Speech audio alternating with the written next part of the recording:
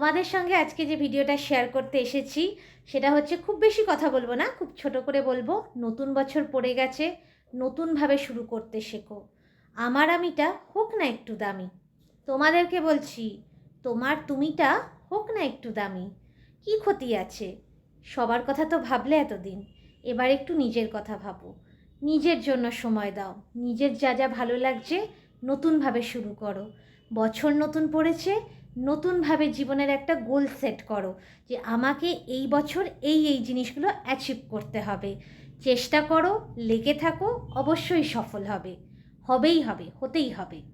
চেষ্টাটা চালিয়ে যাও, কখনো থামবে না। চেষ্টাটা করে যাবে। প্রত্যেক দিন ডেলি একটা রুটিন বানিয়ে নাও যে আজকে আমি ঘুম থেকে উঠে এই কাজগুলো করব, এইভাবে চলবো, এবং দিনের শেষে সেটা আমি নিজেও করি, তোমাদেরকেও বলবো সবাইকে করতে।